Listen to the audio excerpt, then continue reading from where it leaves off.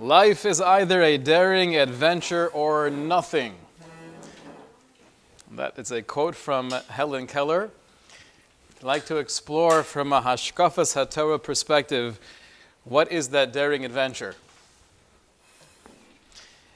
This evening, the plan is to go through three, I think, very important points that were brought up last week. And they also serve as a wonderful segue, a bridge to where we'd like to be headed.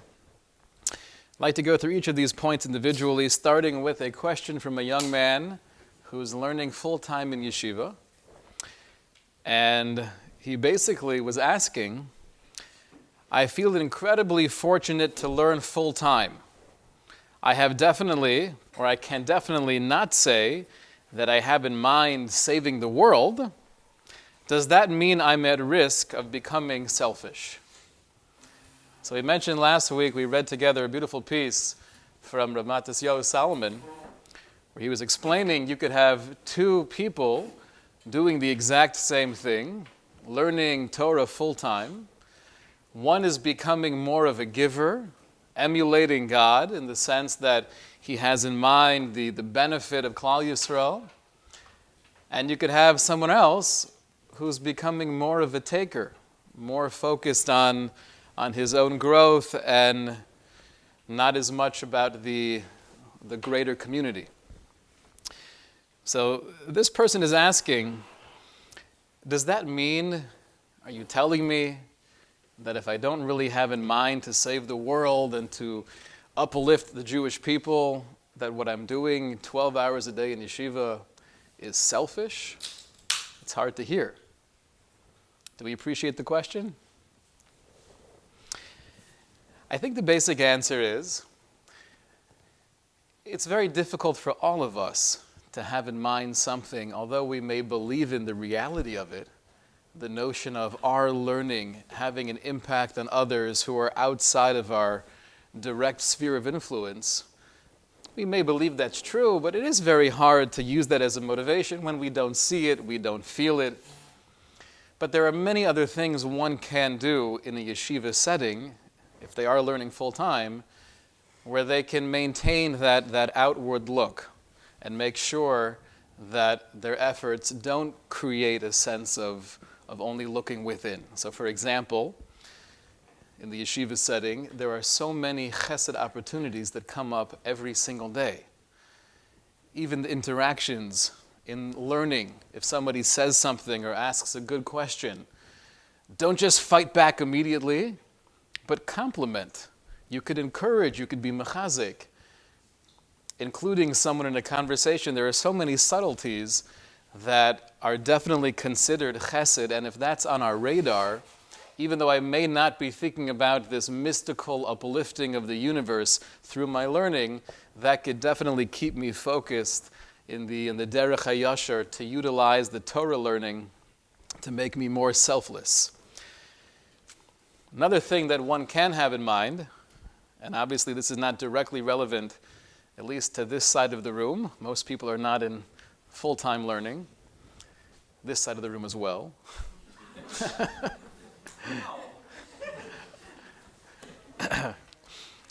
But the Eishes Chayil that we sing Friday night, we have a pasuk there, Toras chesed al lashona.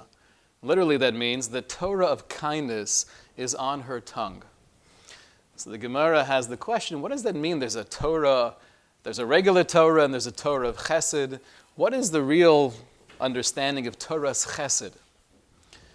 So the Gemara explains, again, it's based on my motivation while learning.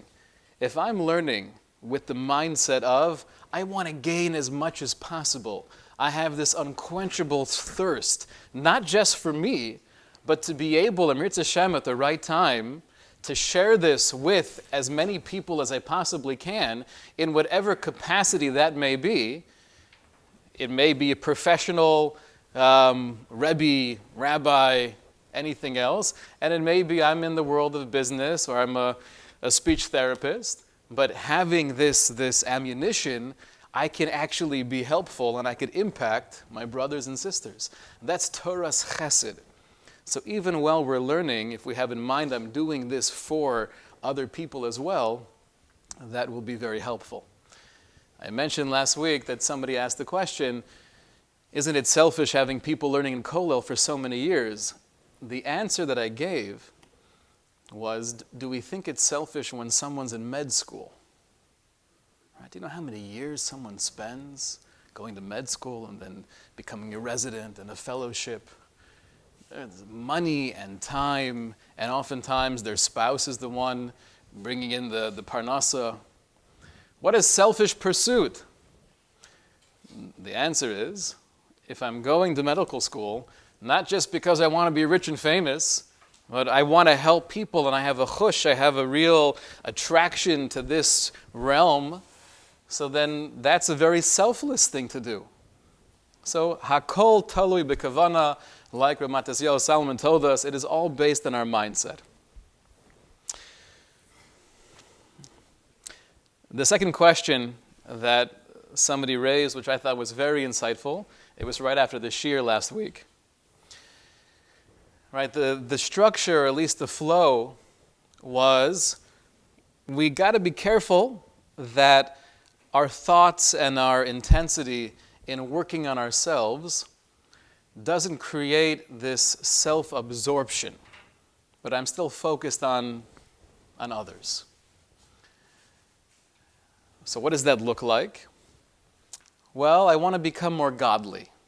Right, we left off by explaining if we're trying to work on ourselves in order to become more like HaKadosh Baruch Hu, to emulate the limitless compassion and love that Hashem has for humanity, so that I'm not getting self-absorbed, but I want to make myself better to be able to give more. So the question was, isn't that also selfish? If ultimately you're doing something because you want to do something, doesn't that get back to you? Why does it make a difference if I say, I want to work on all of these things that are holding me down, because then I'm going to feel better? Right? That's a very kosher reason to want to improve midos. So, but when I think about you, I want to work on myself so I can be more godly. But that also means you're doing it because you want something. Do you want wealth? Do you want recognition? Do you want to be like God? Whatever it is, you're doing it because you want to. Very insightful question. Avi, do you appreciate that question? Okay. So I want to share with you something that I think is so important in this entire worldview of trying to emulate the infinite creator of the universe. When God does a chesed, which is every second of our lives, is God doing the chesed because it's a mitzvah? Is Hashem showering us with life and consciousness because He wants to emulate God? That doesn't make any sense. Right? So again, to climb into the mind of the infinite is something we can never do. But when we say we want to become more godly, what we have in mind is not, as I'm helping you, Hareini Muchan Umazuman, I'm here ready to become more like God. That's not being godly. That's being selfish. Right? That's working on your own things. Not bad, but it's not the ideal. Being godly means, for the same reason that HaKadosh Baruch Hu bestows love and chesed on humanity, I want to be giving to you in that same way. Right, so you think of the mitzvah, ve'ahavta l'recha kamocha. Love somebody else like you love yourself. So Rav Wolbe explains, why do I love myself? Do I love myself because it's a mitzvah? Have to love myself, have to take care of myself. I want to guard and protect my self-esteem because it's a mitzvah. No, because it's natural. I love myself because I'm me. It's a natural thing to care about me. So the same way that naturally I care about myself, ve'ahavta l'reacha kamocha, that's the way I want to care about you. Not because in my conscious mind I'm helping you to emulate God. I'm helping you because it's a mitzvah. I'm helping you because I love you. Do I want to help you? The answer is yes. But not everything we want, by definition, means that it's selfish. Does that make sense? We're getting a little bit deep over here. I want to share with you one story, and then I'll take a question, okay? It's going back a few years ago. We were with the whole family in the van. My wife ran into the Grove to get a few things, and I was sitting in the car, schmoozing with the kids, and look out the window, and I see there's an older gentleman taking the shopping cart that was in the parking lot area and trying to push it up onto the curb to be able to get inside the store. And he was having a difficult time. So I got out of the van, I gave him a hand, pushing the thing up the ramp. We schmoozed a little bit, he went inside, I got back in the car. One of my kids said, "Oh, Tati, you did a mitzvah." So that's beautiful. That's beautiful, but it was bothering me a little bit. So I asked him the question, did Tati help him because it's a mitzvah? Yeah, it's a mitzvah. It is a mitzvah. But I helped him because he needed help. Now, it's true, we have a mitzvah to care about other human beings. And when it comes to our brothers and sisters in Klal Yisrael, it's more of a responsibility. And we try to develop those sensitivities because that is the tzivui, those are the instructions of Hashem. But as we're helping somebody, if it's only coming from the fact that I want to get points, or I want to do a mitzvah, or I want to be more like God, that means you're being less like God. Being godly is the same way that God gives because He wants my best. I give and I love you because I want your best. Mrs. Friedman had a question? Yeah, I just had a question in terms of like, especially now with the clock changing and like you have to leave a little early from work for Shabbos. How do you convey that to like your coworkers? Like it's not because it can appear a little selfish, in terms of that way. It's like, oh, I have to go home early because it's my. So how do you convey that? Like it's not. It's a good question. The question is, if I'm working with non-Jews or non-religious Jews, and they get the sense that I'm doing things because of my commitment to religion, so that might appear somewhat selfish. I really think it comes down to you. They know you, they see you, and you're always there for them, and you respect them, and you help them. And I'm also committed.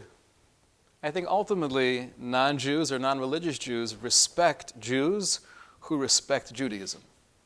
And as long as you know that I'm not trying to take advantage of the holidays to get out of my job and have you take over for me, even though it might be somewhat frustrating when I'm out the entire month of September, right, with holidays, but I think it's all about you. And if they know who you are and they appreciate that you appreciate them, hopefully it won't rub them the wrong way. Question, yes?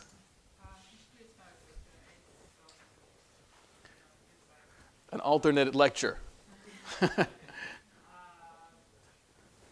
talk about the intention that God does with the way that we can look at that as because we are part of God. We know that He's everywhere. Oh. So we are part of Him. So He does it to Himself. He's including us into His own self.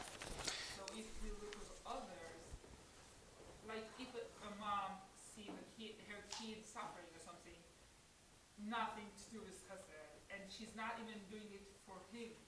She's doing it for herself. It's hurt her to see him hurt. That's a beautiful mashal, right? Right.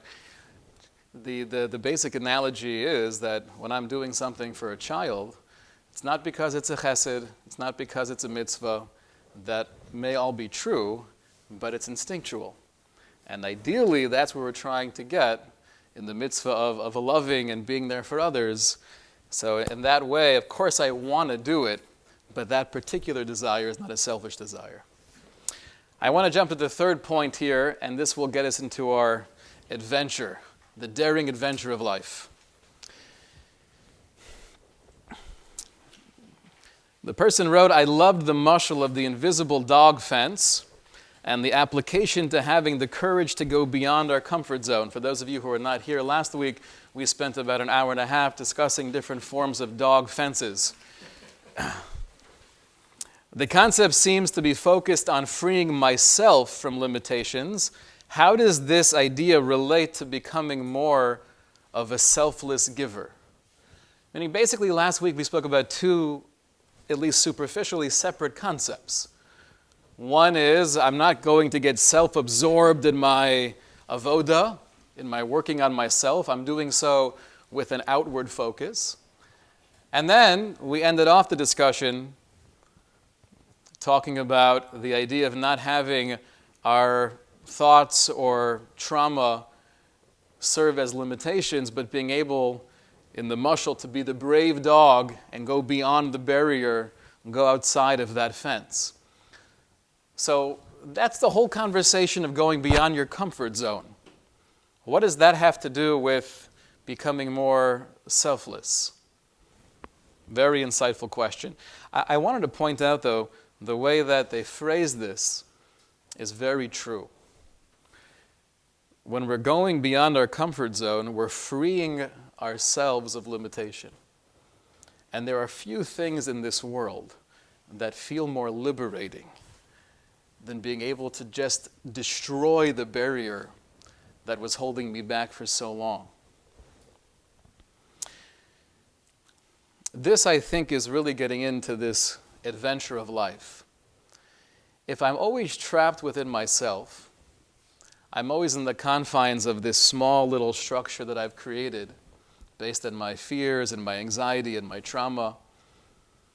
So then, no matter where I go, I'm always bringing myself with me, and that ruins everything. Meaning to say, the surroundings may be beautiful and expansive and majestic, but if I'm always stuck within my katnus, within my small-minded world that I've developed over the years, so then there is no real adventure.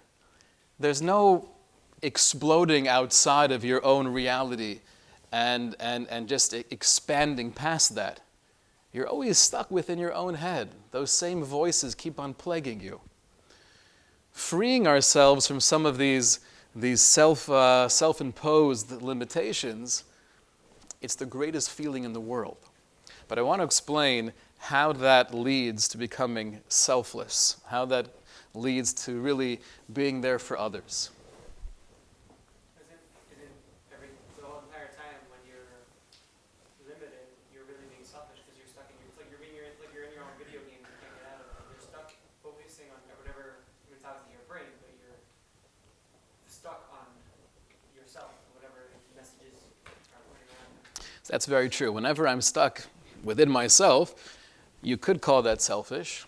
The problem is, though, it doesn't help somebody when they're stuck within themselves. Right? Let me help you. You should know, besides being depressed, you're also selfish. Right? But it's very true. Okay, so you're making me feel worse, and I'm going to get deeper inside myself. But going beyond the fence to freedom, Oh. when you'll be able to start taking care of others. Exactly. Going beyond that fence, breaking through and having that sense of freedom, not only does that feel so incredible and refreshing, but then I could actually be there for other people in a more real way. Right? The definition of spirituality. Right? Last week we focused on selfish spirituality and frumkeit, which could be deceptive and somewhat dangerous. What is the real Torah definition of ruchnius, of spirituality? It's on the paper, I wrote it down. Page 2. A user-friendly definition of spirituality is the experience of going beyond the natural. Short, sweet, and to the point. So it doesn't mean that I have to hover, right? Going beyond the natural is that which is part of who I am, not intrinsically, not my essence, but the person I've created, and therefore the reaction or the response that I would naturally go into, being able to break free above and beyond that. If it's holding myself back from something that I would have done or would have said, or if it's pushing myself to do something that I never would have done in my life, that's spirituality, that's ruchnius. How does becoming more of a spiritual person enable us to emulate God, to be more of a giver, to give for the same reason that HaKadosh Baruch Hu gives? So I want to share with you a beautiful piece from the Chovos Levavos. The Chovos Levavos writes in Shar Bitachon, Ki aboteach belokim, one who has bitachon, which is not the subject of our discussion tonight, we'll get there, Mitzvah Hashem, but one who has reliance in Hashem, Ohuv l'chol kitos b'nei Adam. You are loved by everybody. V'lo yifchadu mimenu. People are not intimidated by you. People don't view you as a threat. People are not afraid of you. How does that work? Because they get the vibe that I'm not feeling this competition. I don't see you as encroaching on my territory or on my turf. I'm very comfortable with who I am, and I'm okay with who you are. Once you get that feel, so you're not afraid of me. And so too, v'hu gam kein batuach mehem, I have trust in you. Mipnei sheyodea shetoalto v'nizko einam biyad nivra, because I know that you can't really help me or hurt me. I'm living with an ironclad recognition of Hakol bidei Shemayim, that Hashem is in total control. And therefore, just like you're not afraid of me, you're not intimidated by me, I'm not afraid of you. And I'm not intimidated by you. And listen to this line. Ukeshehu batuach mehem, vehem batuchim mimenu. And once there's this mutual trust, then yahavem v'yahavehu. Then it sounds like automatically what will come from the trust that we have is a mutual love. I love you, and you love me. We're a happy family, right? But just to analyze these words of the Rebbeinu B'chaya carefully, I understood everything until this very last line. If I have bitachon, I don't need your stuff, I'm not afraid of you, so then you're not afraid of me, and we can trust each other. That I understand. How does that somehow translate into the people loving each other? We're not talking about father and child, husband and wife. If we have a mutual trust, so then we automatically have a love for each other. So I think the idea that the Rebbeinu B'chaya is sharing with us is that the love is really inherent in the neshama. The love is within me. The love is within you. We spoke about this, I think, in the second Vaad, the notion that we're not trying to acquire external or foreign things. Really, everything we need is within me. It's within you. The goal is breaking away those mechitzos, trying to get rid of those barriers, and then have all of that ruchnius, that spirituality, that love, that acceptance just shine forth naturally. What the Rebbeinu B'chaya is telling us is that really I love you, and that's mutual. That's automatic, it's organic. Happens to be when I am too focused on my stuff and you're too focused on your stuff, and in this case we're lacking bitachon, then that love is blocked. But the love is always there. When I'm able to break out of my comfort zone, so then, it's not then I could choose to be more aware of your presence, then I could choose to care more about you. That will come naturally. becoming more of a spiritual person, meaning to say, being able to go beyond the natural, then I will, by definition, care for you more. That makes me more of a godly person. The author of Kelm has one very powerful line when he speaks about this concept. He says, it's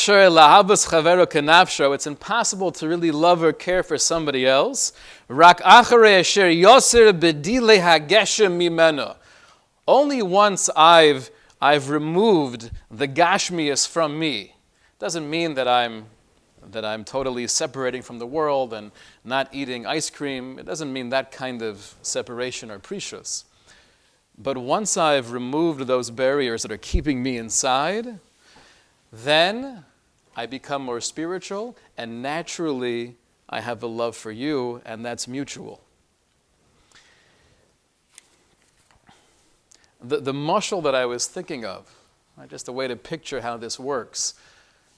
And again, this evening we spoke about the yeshiva bacher learning, even if we don't have in mind all of the mystical things, but I'm doing so to gain more wisdom, to help other people right here and now, and then to eventually go out and share that with as many as possible. We spoke about the notion of wanting to be more like God, what that actually means, wanting to give in the same way that God gives. And we're closing with this notion of breaking through my own comfort zone, breaking out of that, becoming more spiritual, that allows me and that propels me into a state of being more godly, being more selfless. So we spoke about the fenceless dog fence last week. I want to share with you the above-ground hurricane shelter. And we'll end with this. This message is brought to you by Protection Shelters. Be prepared. That's not just the motto for Scouts. When it comes to the safety of your family, you can never do too much. So many of us have had the experience, the heartbreak of, if I only, and lamented, if I could do things over. No one wants to think about bad things happening, but we can't just hope that they don't. Just like we make sure to have extinguishers in case of a fire, we need to make sure we have shelter in the event of a tornado. Or living here, you could argue, in the event of a hurricane. When we were young, we were told we had to be underground to be safe during a tornado. This is no longer true. Our above-ground steel shelter has been tested and passed at Texas Tech Wind Science and Debris Impact Testing Center, who does the testing for FEMA. These shelters are structurally built to bear wind loads in excess of 250 miles per hour, or F5 tornado, which is the highest level. So you don't need an underground shelter, but if you get one of ours, even an above-ground shelter can keep you safe and protected. So picture the following situation. The news is talking about tornado ripping through this area. And you just had your above-ground shelter installed a couple weeks ago, and you're ready for anything. Right? Bring it on. Go outside. You probably have a few minutes until any of the high winds might come through, but you get inside the shelter, you lock it up, and you're feeling safe and secure. You're hearing some noise outside, likely the winds are picking up. Maybe this is it. And then you hear what sounds to be like the shriek or the screaming of somebody else. And you're thinking, oh my gosh, there's someone out there who doesn't have shelter. They never got in touch with protectionshelters.com. What am I going to do? Should I open up and go check out the situation? I could be a hero.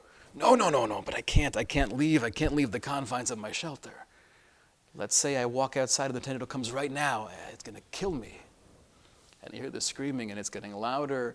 And you want to leave, you want to try to be that hero to save a life, but you can't because you're too afraid and you end up staying inside. Imagine if the person would walk out after this terrible, devastating tornado and realize the person who was screaming was his child. Right? Can you imagine that nightmare? Because he was too afraid. He wasn't comfortable, but he wasn't courageous enough to be able to step outside that shelter that gave him so much protection. The sacrifice was his child. What we have to ask ourselves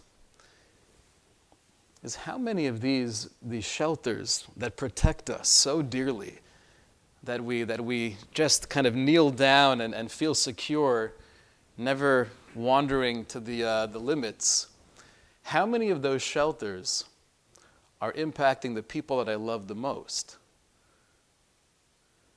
So maybe I didn't have a good experience in yeshiva, and maybe I'm somewhat bitter towards the institutions.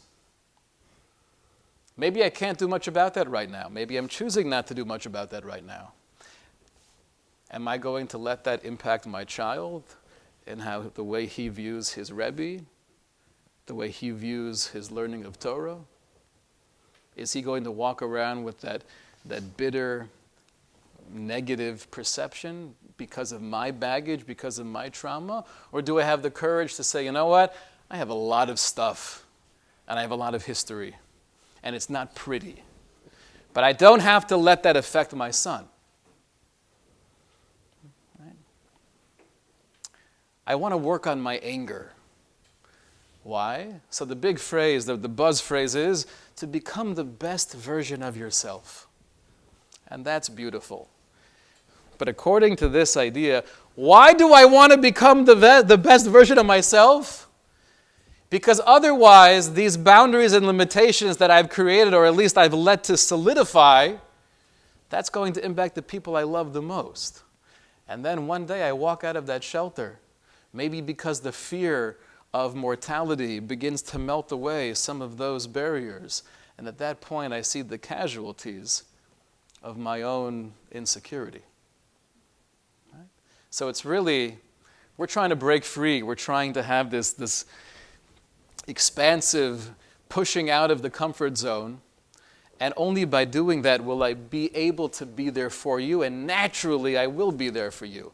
That's why we care so deeply about this particular project, about our avodas Hashem, and about pushing beyond those limitations. The exercise for this week, think of one shelter, one above ground shelter that you've created, or even if I'm not guilty of creating it, but it happens to be there, it happens to exist. Not that it just holds me back or stifles my growth, but that, yes, I could point to this particular mechitza and say, this is impacting the people that I care about most. Don't do anything about it this week, but just think about one of those overground shelters. Have a wonderful week.